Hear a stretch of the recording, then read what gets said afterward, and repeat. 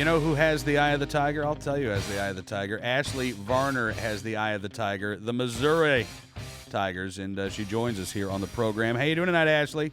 I am fantastic, Cam, and you just put a huge smile on my face. You know that's what the band plays during our basketball games. Yes, we are aware. I knew that it was either that or it was You Give Love a Bad Name, and I know you're a big fan of Bon Jovi, but I kind of thought you're more of an eye of the tiger a woman.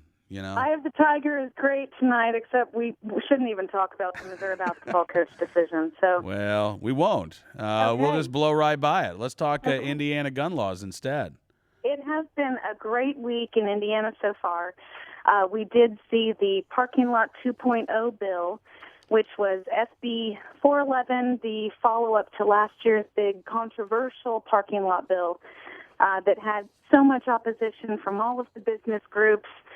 And essentially, this year, the business community was quiet. They realized that several businesses were essentially caught with their hands in the cookie jar, or I'm trying to find the clean way of saying they were caught red-handed, taking abusive liberties with the law that was passed last year. So we have this Parking Lot 2.0 that prevents employers from asking about any firearm information, any possession, ammunition information, and it did pass out of both the House and the Senate. The House passed it just this week, and it now heads to the governor's desk. And it's really a moral victory that the Chamber of Commerce stayed quiet, that the Indiana Manufacturers Association stayed quiet. They just really knew that this wasn't a fight they wanted to take on this year. So Indiana gun owners really won, and I'm looking forward to having this bill signed into law and asking Governor Daniels to make sure that we really do protect Hoosier gun owners from workplace discrimination. That's fantastic because, what was happening, as I understand it, Ashley, and correct me if I get anything wrong, but there were some companies that were, in essence, telling their employees, look, if you plan on doing this, you need to tell us. We want to know who the gun owners are who may be storing their firearms in their car. Go talk to Human Resources. So, of course, we'll have a little list of all of the gun owners who are employees here at this company. It was even more offensive than that, Cam. The companies asked for serial numbers. What? They wanted the serial numbers of any firearms that were brought onto the premises. They wanted employees to have to submit to random vehicle searches.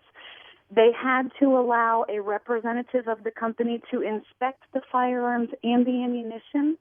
They had to tell the company exactly where in the vehicle the firearm would be located. I mean, are we not setting ourselves up for massive theft of firearms here if people have to have all of this information turned over to their employer? Yeah. So really what we're talking about is a corporate gun registry, and by people who have the power to hold our job security over our heads. Americans reject a governmental firearm registry, and we should also reject a corporate gun registry, and that's what Indiana has done, and we're so proud of them, and we're really looking forward to seeing this bill come into law. That is fantastic news. Now, you said there are a couple of other pro-gun bills out there that have actually passed out of committee as well, right?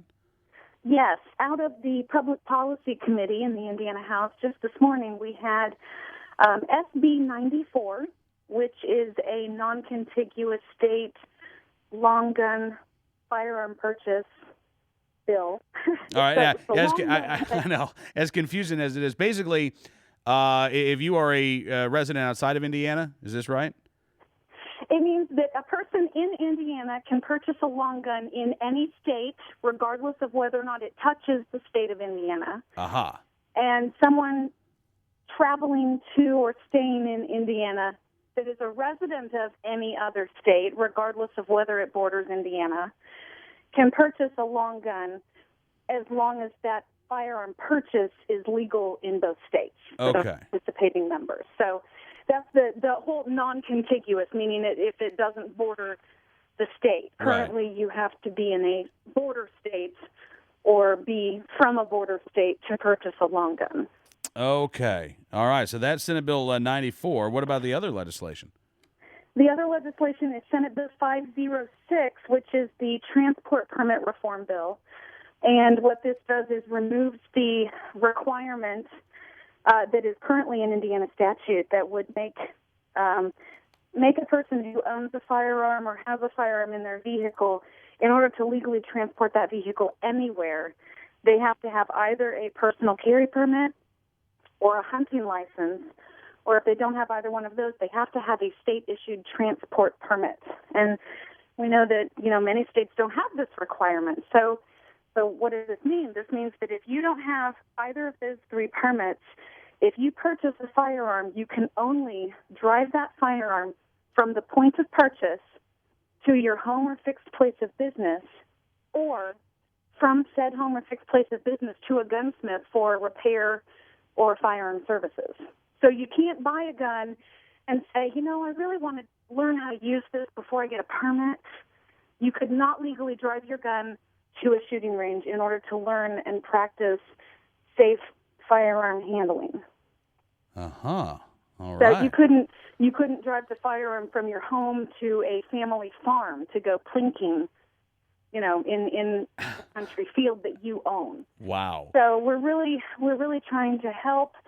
The good people, obviously, are the only ones who are going to be caught up in this trap of a law.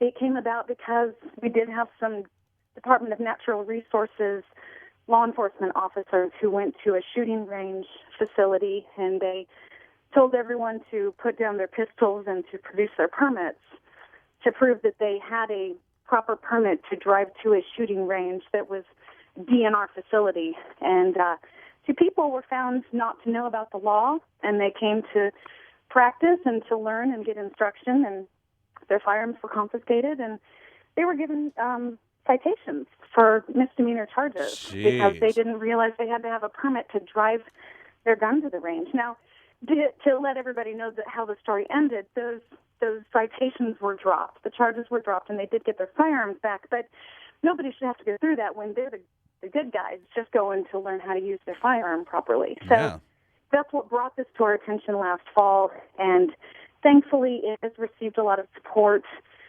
We look forward to a second reading on the transport permit reform bill in the House early next week, as well as SB 94, the Noncontiguous state purchase bill. So both of those bills should come up for second reading votes, and we look forward to letting the members know how it turns out. All right. Well, listen, Ashley, thank you again for coming on the program tonight. It's always a real pleasure, and look forward to playing Eye of the Tiger again very soon here on this program. Oh, that's fantastic, Cam. Thank you so much. Have a great night, Ashley. You too. Bye-bye.